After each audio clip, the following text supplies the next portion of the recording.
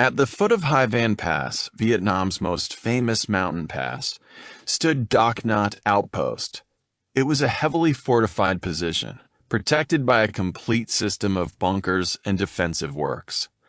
Perched precariously on the edge of a cliff more than 20 meters above the sea, the outpost occupied terrain that seemed almost impossible to attack. Guarded by a notorious enemy commando company, Doc Nhat not only controlled the mountain pass, but also protected the Lian Chiao fuel depot, one of the most important military facilities in the area. The enemy considered the outpost impregnable, but for us, the decision had already been made. It had to be attacked. The question was, how? First task was reconnaissance. In our unit, reconnaissance was always the most important phase of any mission. The success or failure of a battle often depended on what was learned before the first shot was fired. We decided to spend 2 nights studying the outpost. Kuok, my deputy commander, and I would personally carry out the mission. Only by seeing everything with our own eyes could we build a proper plan of attack. The first night went smoothly. We identified the approach routes, observation points, directions of attack, and the locations of bunkers and firing positions. The work itself was not especially dangerous, but it was exhausting. The most difficult part was erasing every trace of our presence. If enemy patrols searched around the outpost the following day, they could not be allowed to discover a single suspicious sign. The second night began. The dim moonlight of the waxing moon was ideal for reconnaissance, but this would be a far more dangerous mission. Tonight, we intended to enter the outpost itself. At around 10 o'clock, we began our infiltration. The night was quiet, except for the sound of waves crashing against the shoreline below. To us, that sound was a gift. If we accidentally made a small noise, the roar of the sea might hide it. After descending toward the road beneath Hai Van Pass, we crossed quickly and took cover behind a large rock. Ahead of us, countless boulders stretched almost all the way into the enemy position. The terrain was beautiful, but more importantly, it offered concealment. Everything was going well until we noticed something ahead. A dark shape. At first glance, it looked like a rock, yet something about it seemed wrong. Neither Kuok nor I could tell whether it was a rock or a man. We immediately withdrew to a larger boulder and began observing. To avoid missing even the slightest movement, we took turns watching. Kuok observed first. 15 minutes passed. The object remained almost completely motionless. Then it was my turn. Less than 3 minutes later, the situation changed. The shape moved. My eyes locked onto it. I tapped Kuok on the shoulder and pointed ahead. He looked carefully and nodded. A man. Definitely a man. As we continued watching, we realized it was an enemy sentry, sitting at his post, half asleep and facing the sea. Using hand signals, Kuok and I quickly agreed on a plan. While he drifted between sleep and wakefulness, we would quietly move behind him and continue deeper into the outpost. If we could get past the sentry, half the battle was already won.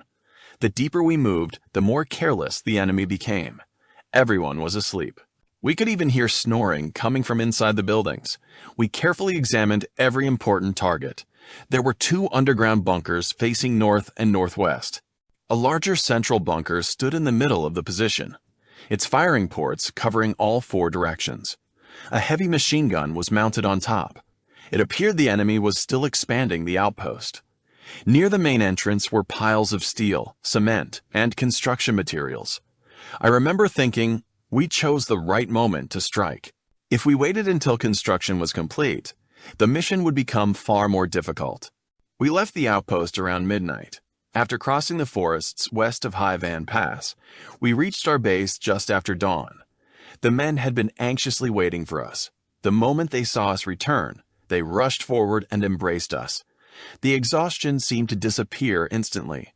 Instead of resting, we gathered everyone together.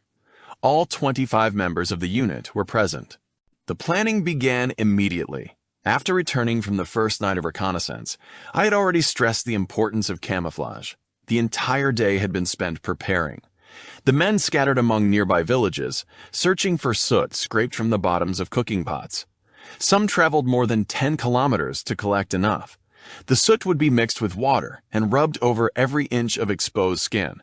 Everyone cut their hair short. Just looking at dozens of freshly shaved heads gathered together was enough to reveal the determination of the men. After discussing the plan with Quoke, I briefed the unit. The 25 men would be divided into two groups. Group 1, under my command, would attack from the west. This would be the main effort. Our mission was to penetrate the outpost and immediately destroy the central bunker, silencing the heavy machine gun position that dominated the area. Group 2, led by Quoke, would attack from the east. Because our targets were reinforced concrete fortifications, our primary weapons would be demolition charges weighing between 2 and 3 kilograms each. At dusk, we moved out.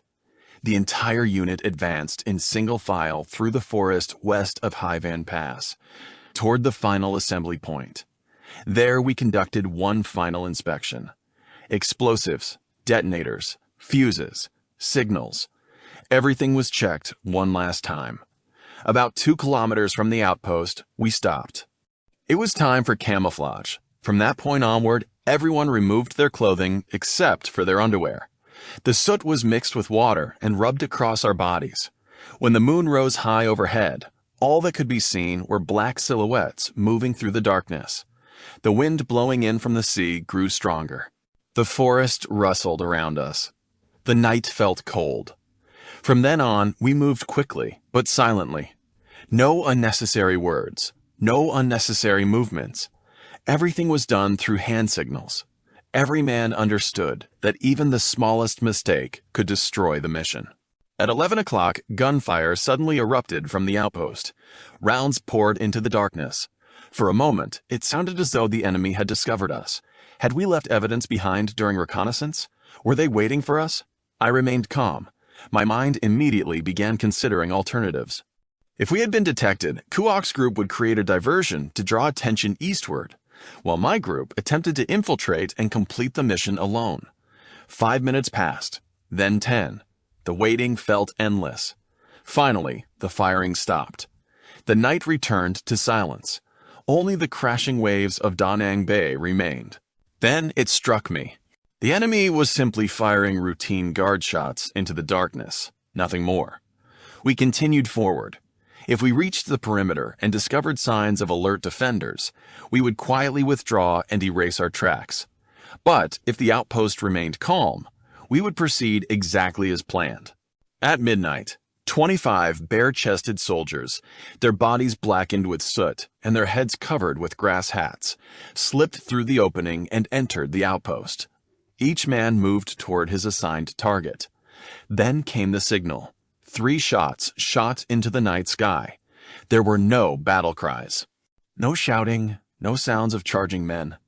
Only the sharp, violent blasts of demolition charges exploding one after another. The enemy never had a chance. Most of them died in their sleep beneath the force of the explosions. The battle was swift and decisive. Not a single defender survived. We captured every weapon in the outpost. Carrying a twin-barreled 12.7mm heavy machine gun on my shoulder, I led the withdrawal through the forests and mountain slopes. Back at camp, the captured weapon was placed in the center of the camp. Everyone gathered around it. The steel still looked new. Many of the men tried lifting it onto their shoulders just to compare their strength with mine. Most immediately discovered how heavy it really was, and I had carried it all the way back from the enemy outpost that day. We celebrated. Our feast consisted of little more than sweet potatoes, cassava, and corn. The only difference was that this time, everyone ate their fill. Later that afternoon, one of our contacts in Da Nang brought news. Enemy reinforcements had cautiously advanced from the city that morning, firing as they moved. When they finally reached Doc Nhat, they found only devastation. The defenders were dead, the fortifications destroyed. The once proud outpost lay in ruins. The enemy officers stood in shock. They could not understand how Vietnamese soldiers had managed to launch such a devastating attack against a fortress they had believed was impossible to capture.